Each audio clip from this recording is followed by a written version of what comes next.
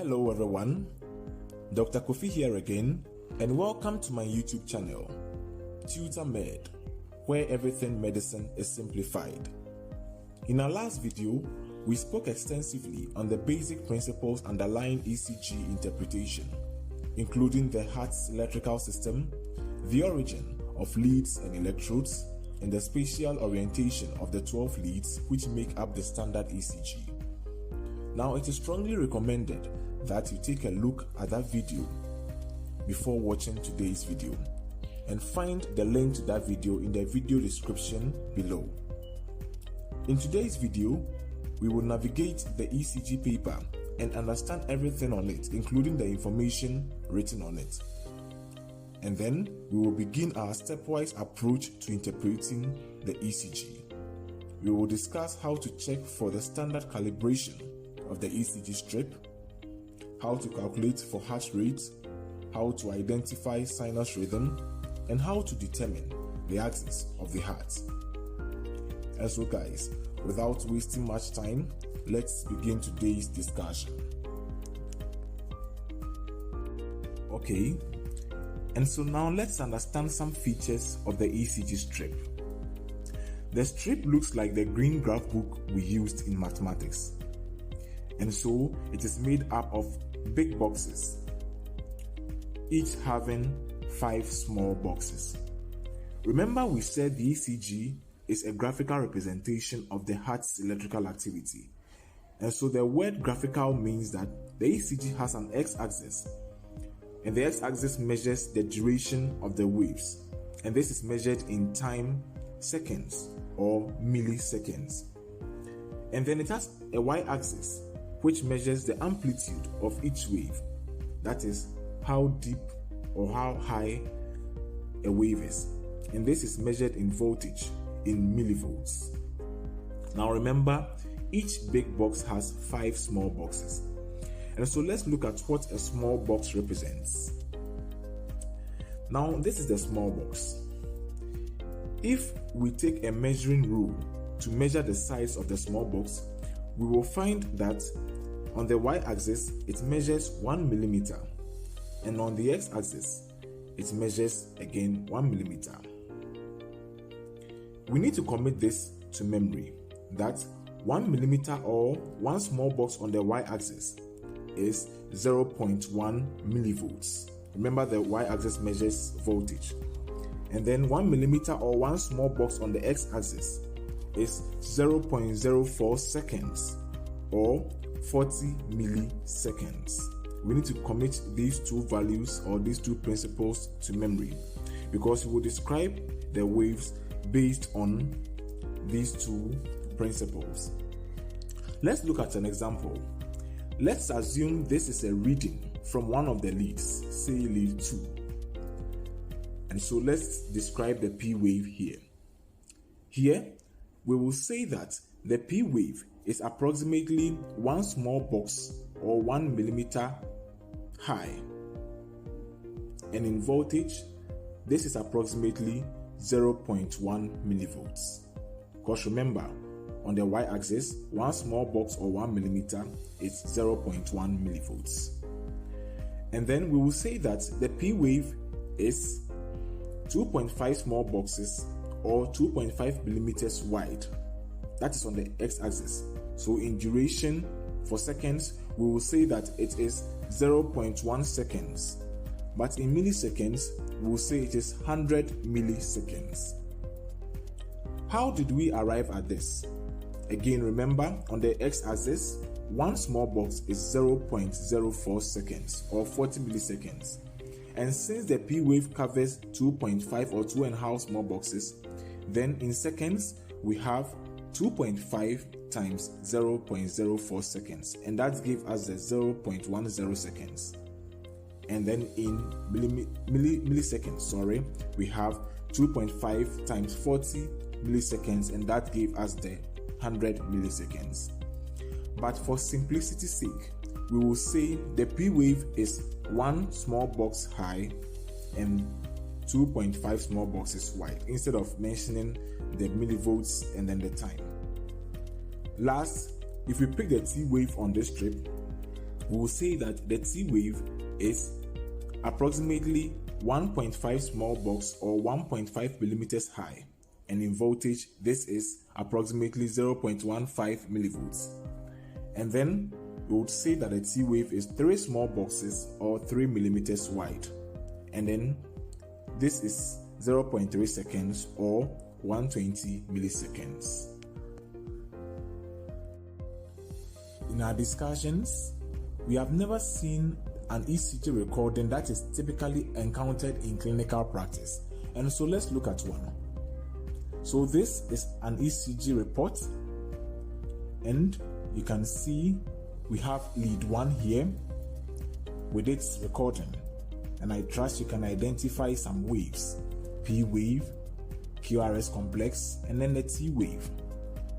Then below it we have lead 2 also with its readings. Then we have lead 3, AVR, we have AVL, AVF.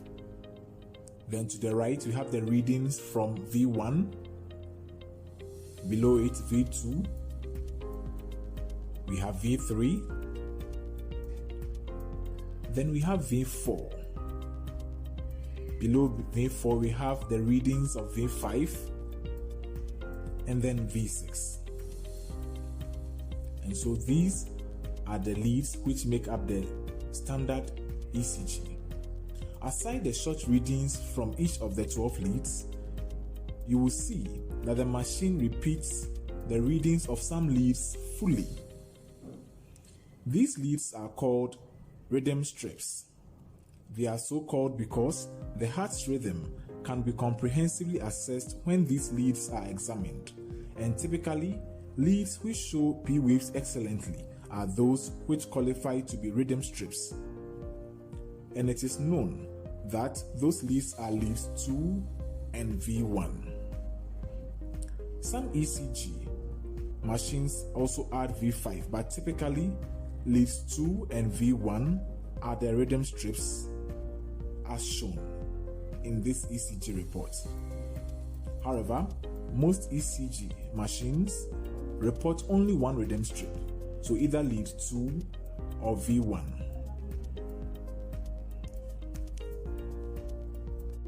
Okay folks, let's review the steps we said to use in the ECG interpretation.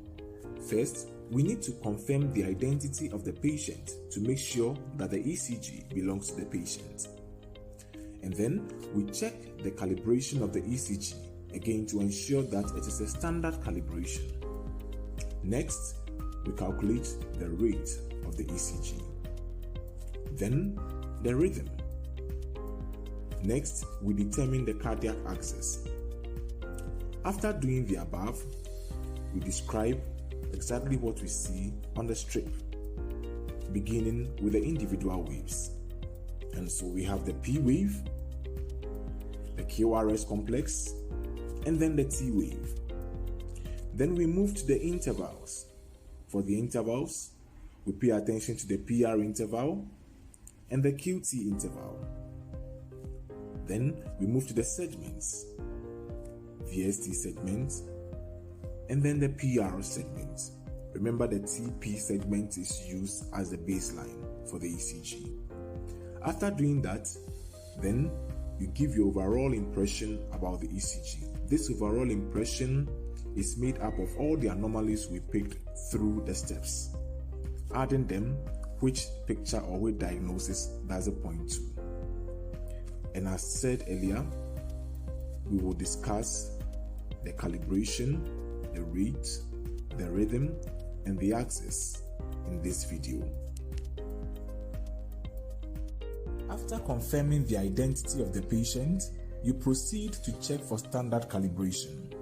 And to achieve this, look for the calibration markers.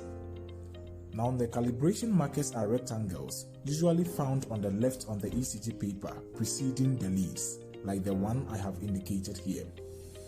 Some ECG machines indicate their calibration markers on the right. For a standard calibration, these rectangles should be 2 big boxes high and 1 big box wide. In other words, it should be 10 millimeters or 10 small boxes high, and then 5 millimeters or 5 small boxes wide. The significance of this is that, assuming the rectangle is one big box high instead of the standard 2 big boxes high, it means that the ECG machine will be underreporting the amplitudes of waves, and features such as ventricular hypertrophies will be underdiagnosed or missed. The opposite of this is true. If it is, say, 4 big boxes high, the machine will be exaggerating the amplitudes of waves, giving false readings. Now, after checking the calibration marker, you check the speed at which the ECG machine is recording the electrical activity. The standard speed is 25 millimeters per second. In other words, in a second, the ECG machine gives a tracing which covers 5 big boxes. Remember, 5 big boxes is the same as 25 millimeters. And so to sum everything up, we say the ECG's calibration is standard when the rectangle found on the left or on the right, which is the calibration marker, is 2 big boxes high and then 1 big box wide, and also the speed is 25 millimeters per second. Now that we are satisfied with the calibration and have deemed it standard, the next thing we do is to calculate the rate. The rate refers to the number of heartbeats in 1 minute, and by this we mean the number of times the ventricles beat in a minute or over 60 seconds. There are different methods used to determine the heart rate on the ECG. The method used depends on whether the heart rhythm is regular or irregular. In other words, are the QRS complexes regularly spaced apart or irregularly spaced apart? We will use a hypothetical ECG tracing to illustrate a regular rhythm and how to calculate the rate from a regular rhythm. Let's put these hypothetical ECG strips here and then put one cardiac cycle here, the next cardiac cycle here, and the last cardiac cycle there. And so to calculate the rate, the first thing to do is to determine whether or not the QRS complexes are regularly spaced apart. I prefer to use the rhythm strip for this because the rhythm strip shows a full recording, as I mentioned earlier on. And actually, this full recording is done over 10 seconds, longer than the regular 12 leads I mentioned. And so it helps us to see the QRS pattern over a long period or a relatively longer period to determine its regularity with precision. Now back to our hypothetical tracing. This is the first QRS complex and the second. How many boxes between them? We have 1, 2, 3, and 4 boxes. And how many boxes between the second and third? We have 1, 2, 3, and 4 boxes. This means they are regularly spaced apart. The spacing doesn't have to be 100% perfect spacing, And so for a regular rhythm, we have 2 methods. We have the large square method and the small square method. Using the large square method, the rate is given by 300 over big N, where big N refers to the number of big boxes between 2 consecutive R waves. And using the small square method, the rate is given by 1500 over small n, where small n represents the number of small boxes between 2 successive or consecutive R waves. The interval between 2 successive R waves is known as the RR interval. Now I prefer to use the large square method when the QRS complexes are widely spaced apart because it is quite cumbersome to count the number of small boxes between 2 QRS complexes which are widely spaced apart, and then use the small square method if they are close together. And so on this slide, let's take an example. This is a rhythm strip, lead 2, showing its electrical reading. And so first, we determine the regularity of the QRS complexes. And here, as you can see, there are two big boxes between two consecutive R waves. And so, using the large square method, the rate is given by 300 divided by big N, or the number of big boxes. And this gives 300 divided by 2, which is equal to 150 beats per minute. Now, the normal heart rate is 60 to 100 beats per minute. And so, if the calculated rate is more than 100 beats per minute, then we have tachycardia. If the calculated rate is less than 60 beats per minute, then we have bradycardia. And so, how about determining the rate of an irregular rhythm? An irregular rhythm like this reading given by lead 2. If you study this strip closely, you'd realize that the QRS complexes are irregularly spaced apart, and so this is an irregular rhythm. And so you would appreciate that using the large square or small square method is not applicable here because the RR interval here is not constant. And so what do we do? Like always, look for the rhythm strip like lead 2 or V1. And then remember we said that the rhythm strip records electrical activity over 10 seconds. What this means is that the number of ventricular depolarizations in 10 seconds multiplied by 6 will give us the ventricular rate in 60 seconds, which is 1 minute. And so since the rhythm strip records the heart activity over 10 seconds, then for an irregular rhythm, the rate is given by the number of QRS complexes in the 10-second period multiplied by 6.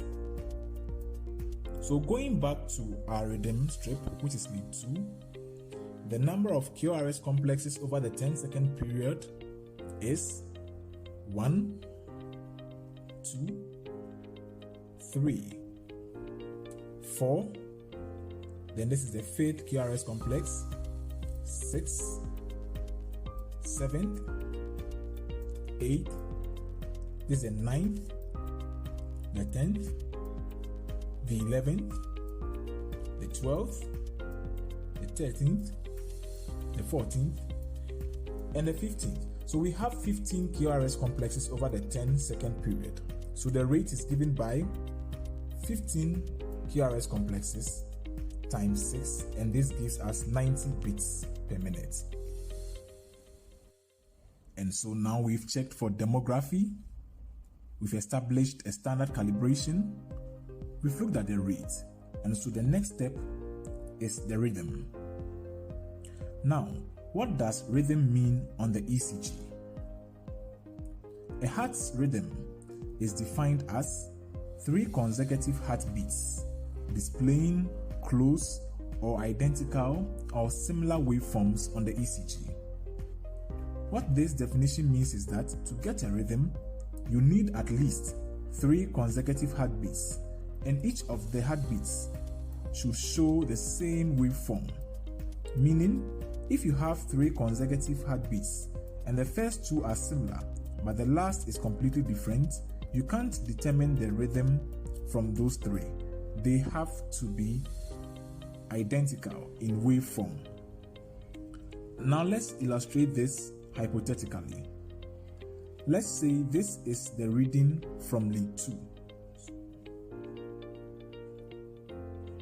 And so we have the first heartbeat, the second heartbeat, the third heartbeat, and the fourth heartbeat, which is incompletely shown here. Now, when you examine the first 3 consecutive heartbeats, you will find that they are identical, or they have identical waveforms, and so they form a rhythm. And like we mentioned in our previous video, the rhythm of a normal and healthy heart is determined by the SA node, but rhythm can come from anywhere in the heart. The source of the heart's rhythm can be classified as supraventricular, or ventricular rhythm. Supraventricular means the structure which determines the rhythm is above the ventricle, whilst ventricular means the structure is within the ventricles.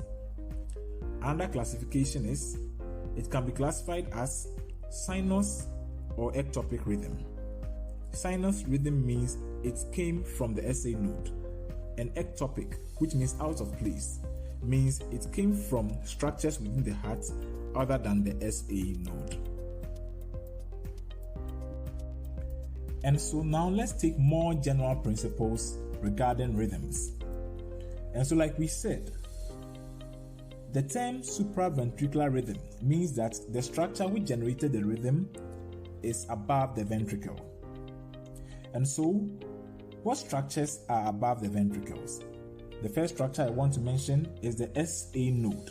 And so the rhythm generated by the SA node is called the sinus rhythm. It means the sinus rhythm is a supraventricular rhythm.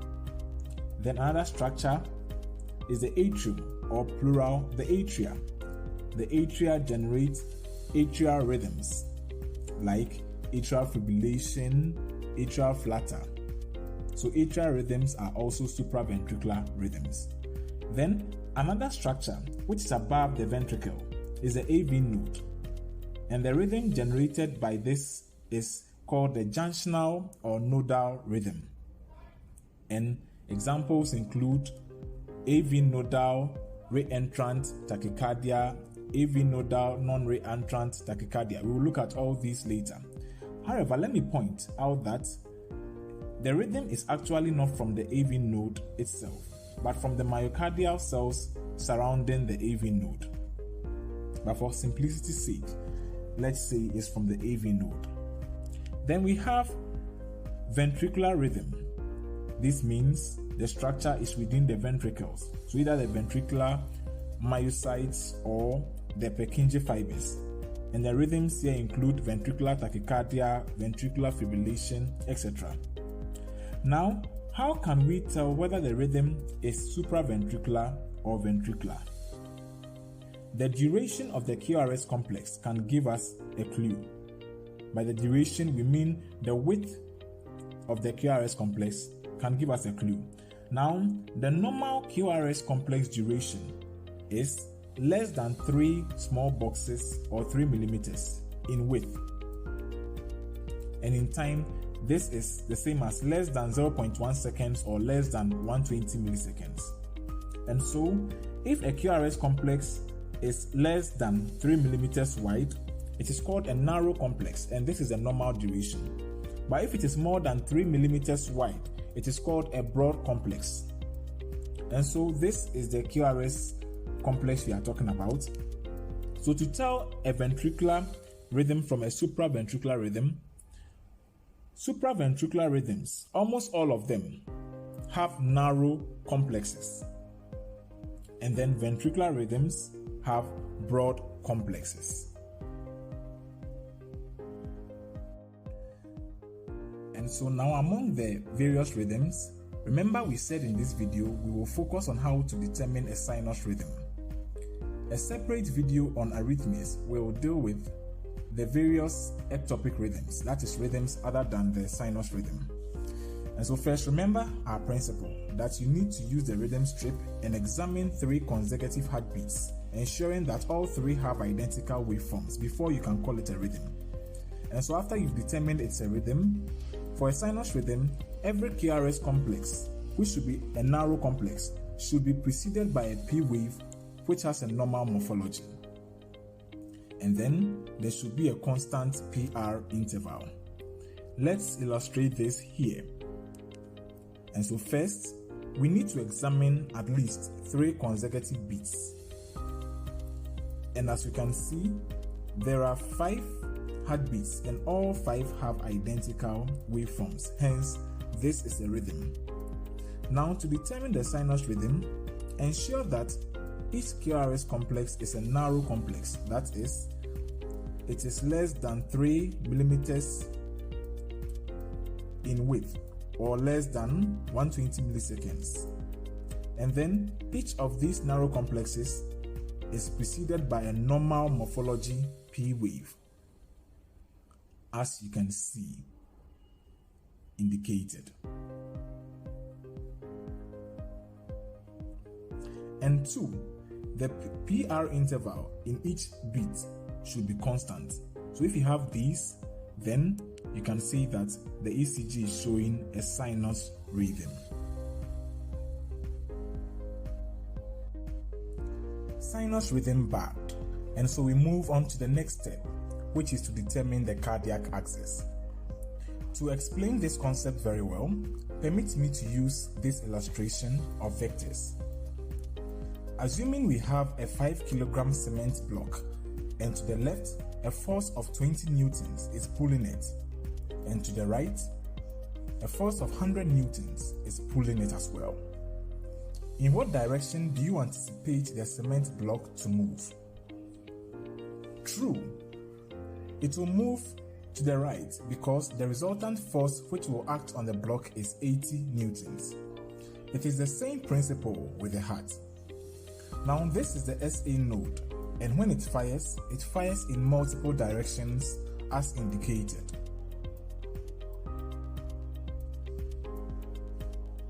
And so the cardiac axis determination answers the question, in what direction will the average or resultant wave of electric current move? In the normal axis, the wave spreads from the 11 o'clock position, which is the same position or about the same position occupied by lead AVR, towards the 5 o'clock position, which is about the same position that is occupied by lead 2. And so please remember that when the SA node generates the electrical impulses, these impulses move through the atria to produce the P wave and through the ventricles to produce the QRS complex and the T wave. Now these currents have a resultant direction during atrial depolarization and then also a resultant direction during ventricular depolarization and then repolarization. This means we have 3 axes. 1. The P axis, which represents the resultant direction of the currents during atrial depolarization. The second one, we have the QRS axis, which stands for the resultant direction of currents during the ventricular depolarization. Then we have the T axis, which is the resultant direction of currents during ventricular repolarization. Now of the 3, the most relevant is the QRS axis because it represents the cardiac axis. And because it tells us about direction or bearing, it is expressed in degrees. And please keep this principle in mind that the normal QRS axis, which is also the cardiac axis, is between minus 30 degrees to positive 90 degrees. Now, there are about 4 methods used to determine the cardiac axis or the QRS axis, but we will focus just on 2 of them. However, on this slide, let's remind ourselves of some general principles. Now this is the heart, and as usual, we will draw our hexaxial system, the horizontal line and the vertical line. By now, it is common knowledge that lead 1 views the heart here and AVF here, right? Then we position AVL here and AVR there. Then lead 2 here and lead 3 there. Now this is what we mean when we say AVR looks at the heart at about the 11 o'clock position and lead 2 at about the 5 o'clock position. It even makes sense to guess that, wow, I think lead 1 looks at the heart at the 3 o'clock position and AVF at 6 o'clock position. I haven't seen that in any literature, but I guess you'll be totally right. Now the SA node is somewhere here in the right atrium. And remember that in normal axis, the wave spreads from the 11 o'clock position or from AVR to the 5 o'clock position or towards the towards lead 2, I wanted to say, sorry. And so during ventricular depolarization, it's the same thing. The wave spreads from AVR to lead 2. Now, do you remember the Henry Sandra moving car analogy in our previous video? Good. Bring that thinking here. Now, the QRS complex in AVR will be negative because AVR sees the depolarization wave moving away from it. And then in lead 2, the QRS complex will be positive. Now, all leads which are not directly facing the direction of the depolarization wave will also record positive QRS. It is just that because lead 2 is directly facing the depolarization wave, its amplitude will be higher than them. But as a general rule, please remember that for a normal axis, all the limb leads record a positive QRS complex except AVR. Now, sometimes a lead records what we call an equiphasic QRS complex, meaning it is neither predominantly positive nor negative. And for such leads, the wave is actually moving perpendicularly to them, that is at 90 degrees to them. And so, look at lead 3. Sometimes it can give an equiphasic QRS complex for a normal axis. And so, when you determine the axis and it lies in this region, it is known as left axis deviation. If it lies in this region, it's known as the right axis deviation. And if it is in that region, it is an extreme axis deviation. But if it is towards lead 2, then it is a normal axis. And so now let's discuss the methods used to determine the cardiac axis. We said to discuss 2 of them. Now between the 2, the most straightforward method is the quadrant method.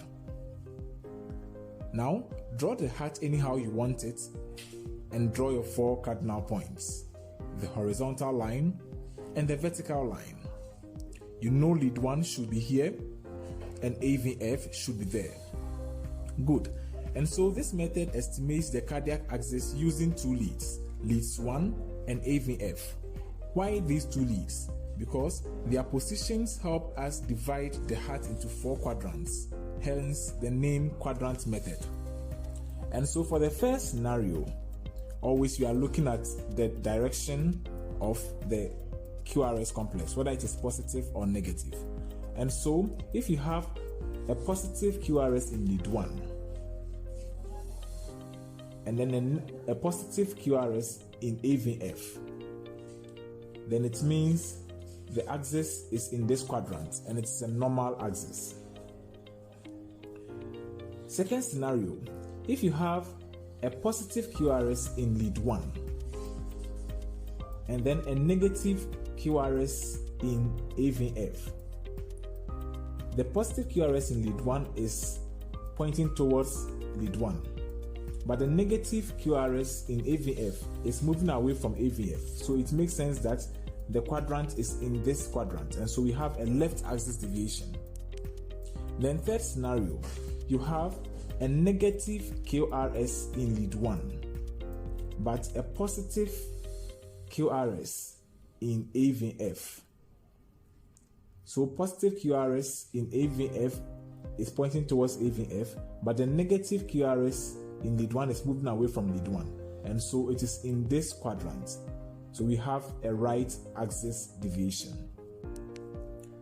Then the fourth scenario is having a negative QRS in lead 1, and so it is moving away from lead 1.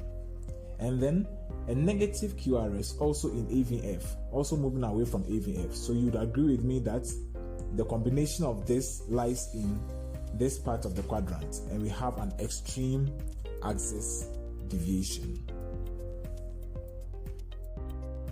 Now let's look at examples using the quadrant method. And so this is an ECG strip showing only the limb leads. And remember that for the quadrant method, we only need lead 1 and AVF. And so the first thing to do is to ask, what is the predominant direction in leads 1 and AVF?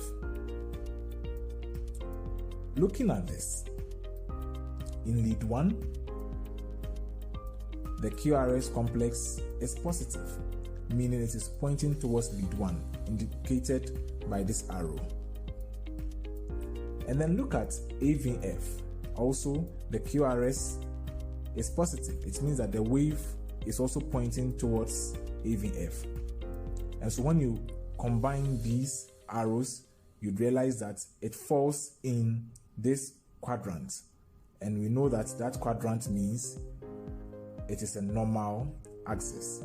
And so you can see how a normal axis is estimated from an ECG. You look at lead 1, QRS is positive, AVF, QRS is also positive. Very good. And so let's look at another example using the same method, the quadrant method. Let's determine the cardiac axis of this ECG report. And so let's go to lead 1. Let's begin with lead 1. When you look at lead 1, what do you see?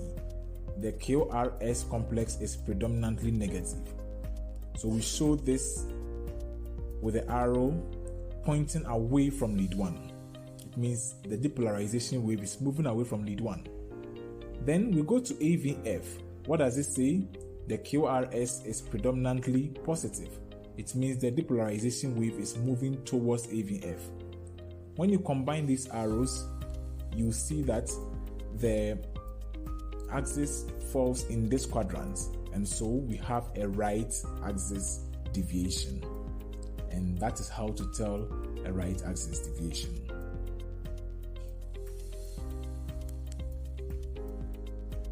Very good. And so now let's look at a last example using the quadrant method. And so this is our ECG report, and then we need to determine the axis of this report. And so quickly, let's draw our 4 cardinal points, the horizontal line and the vertical line. Let's put lead 1 here and then AVF there. And quickly we move to lead 1 to check the direction of the QRS complex. Funny enough, this QRS complex is very tiny, but you'd appreciate that it is still pointing upwards. And so that means that the depolarization wave is still moving towards lead 1. And so we put the arrow here that it is pointing towards lead 1. And then we move to AVF. AVF here, as you can see, the QRS complex is predominantly negative. It means the depolarization wave is moving away from it, and so the arrow would move away from it. And so when you combine these arrows, you realize that the axis is in this quadrant. And as we said earlier on, this quadrant represents a left axis deviation. However, there is a portion of this quadrant which is part of the normal axis. We will see this later, but note that for the quadrant method, it overestimates. Alright, and so the second method we want to discuss is the isoelectric method. The isoelectric method is the most superior of all the methods used to determine the cardiac axis. Now, to understand this method, we need to understand another principle, that the leads in the hexaxial arrangement we already know look at the heart at specific angles. And so, let's draw that arrangement again. This is the heart, and as usual, our horizontal line and our vertical line. We put lead 1 here on the left and lead AVF at the bottom here. Let's position lead AVL, AVR, lead 2, and lead 3. I hope these arrangements have now become spinal that you do not need to think about them, right? Very good. Now the angles each of these 6 leads look at the heart is with reference to the part of the horizontal line on the left here. And so for lead 1, you can clearly see that it looks at the heart just on the level of that horizontal line, and so the angle it makes to the horizontal line is 0. So lead 1 is 0 degrees. From lead 1, the next easy one to predict is AVF. You can see it is perpendicular to the horizontal line, and so it makes an angle of 90 degrees. This 90 degrees is positive 90 degrees because it was measured in the clockwise direction from the horizontal line. Then next, we move to lead 2. Lead 2 makes an angle of 60 degrees with the horizontal? Is it positive or it is negative? Because it was measured in the clockwise direction, this angle is a positive 60 degrees. Then quickly we move to lead 3. Lead 3 makes an angle of 120 degrees with the horizontal on the left. This angle is positive because it was measured in the clockwise direction. Now, what angle does AVL make with the horizontal? The answer is 30, but this angle is negative. Why? Because it was measured in the anti-clockwise direction from the horizontal line. And the angle made by AVR is 150, but negative 150 because it was measured in the anti-clockwise direction. So please keep in mind that, or please keep these angles in mind. But as you can see, it's very easy to understand how they came about, right?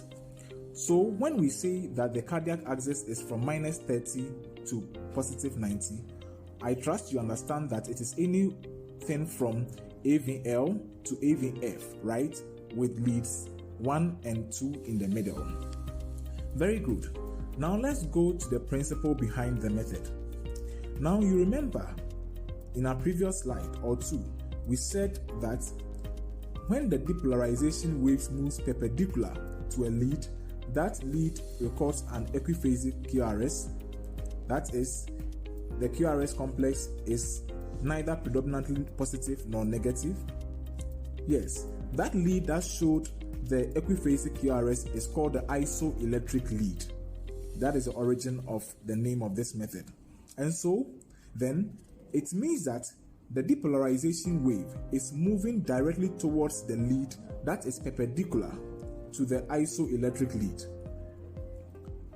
If you do not understand this, the examples that follow will help you appreciate it, but please follow closely. And so once you identify the you identify the perpendicular lead that is perpendicular to the isoelectric lead, then you check the direction of its QRS complex, and that is where the axis is. Now let's illustrate this on subsequent slides, and you appreciate it very much. And so now let's look at our first illustration. Let's determine the axis of this ECG report using the isoelectric method. First, let's draw our hexaxial system. So we have a horizontal line, a vertical line. We put lead 1 here, and AVF there. Then we position AVL, AVR, lead 2, and then lead 3. We know that lead 1 looks at the heart at 0 degrees, AVF at positive 90 degrees, lead 2 at positive 60 degrees, lead 3 at positive 120 degrees, AVL at negative 30 degrees, and then AVR at minus 150 degrees. And so the first step in this method, like we said earlier on, is to identify the isoelectric lead, the lead which has the equiphasic QRS complex. Which lead is that on this strip? Yes, you are right. The isoelectric lead on this strip is lead AVL.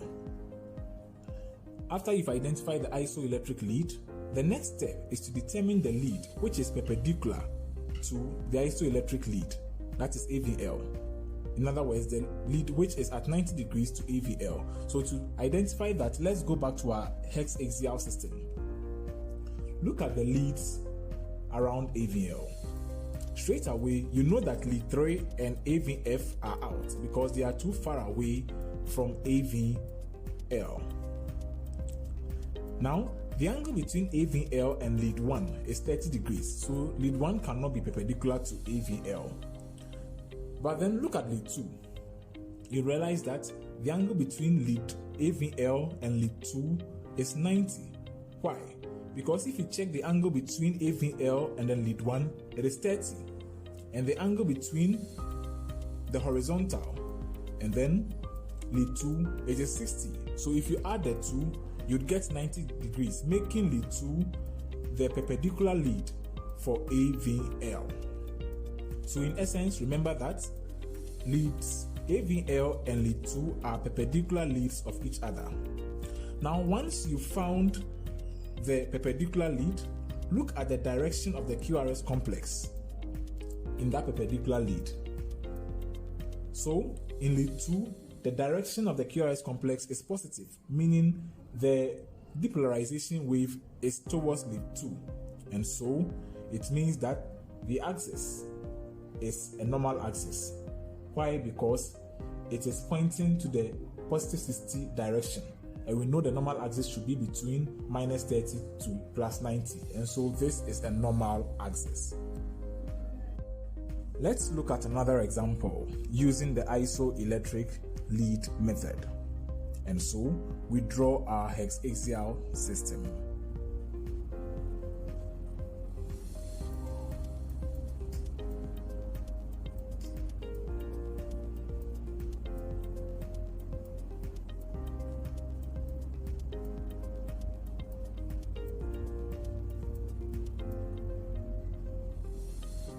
Very good. So we go back to our strip, and then the first is to identify the isoelectric lead on the strip. And as you can see, the isoelectric lead is lead 2 because its QRS complex is equiphasic. After you've identified the isoelectric lead, the next thing is go to the hexaxial system and then find the lead which is perpendicular to lead 2. And like we saw in the previous video, lead 2 and AVL are perpendicular leads of each other. And so AVL is the perpendicular lead. So we look at AVL and ask, what is the direction of the QRS complex? And here it is negative. It means the current is not moving towards AVL, but away from it. It is pointing in the direction of lead 3, almost in the direction of lead 3. And so this brings the axis to this region, and that is how we diagnose right axis deviation using the isoelectric lead method. And so, just to add some more information, lead 2 and AVL are perpendicular leads, and also lead AVR and lead 3 are perpendicular leads. And then the most simple among them is lead 1 and AVF. You can see that obviously the angle between them is 90. So you can keep these in your heads if you are using the isoelectric method. Alright, and so let's take a look at our last example. So let's determine the cardiac axis of this ECG report using the isoelectric method. So as usual, by now we have the hexaxial system in our minds, so I'll not draw it here this time. And so we look for the isoelectric lead on this strip. You check the limb leads and you realize that there is no clear isoelectric lead. Look at lead 1 through AVF. There is no clear isoelectric lead. And so you pick the one which has QRS complexes, which is almost like an isoelectric lead. So if you look through them, you realize that it is AVR. So AVR is the isoelectric lead here. Once you identify the isoelectric lead, then you go to the perpendicular lead. And then the perpendicular to AVR, as we know, is lead 3. And so we ask ourselves, what is the direction of the QRS complex in the perpendicular lead? If it is positive, then it means the depolarization wave is towards lead 3. But you look at lead 3 and then the QRS complex is negative. It means it's away from lead 3. So it's in the region of a left axis deviation. But remember that the normal axis is actually from AVL to AVF. That is from minus 30 degrees to plus 90 degrees. And so you see the shortcoming of the quadrant method. The quadrant method lumps the left axis deviation quadrant as though every axis there is abnormal. But as you know, between AVL and lead 1, if the depolarization wave is towards that place, it is still a normal axis. And so that is why the isoelectric lead is superior to the quadrant method. So, like we said, it is a left axis deviation. But this left axis deviation is not the one between AVL and then lead 1, but it is the one beyond AVL. And so this left axis deviation is a pathological left axis deviation. Why do we think so? Because it is directly opposite to lead 3. And if you check the bearing very well, although this drawing is not really accurate, the direction that is opposite lead 3 is not AVL, but it is beyond AVL, making this one a true left axis deviation.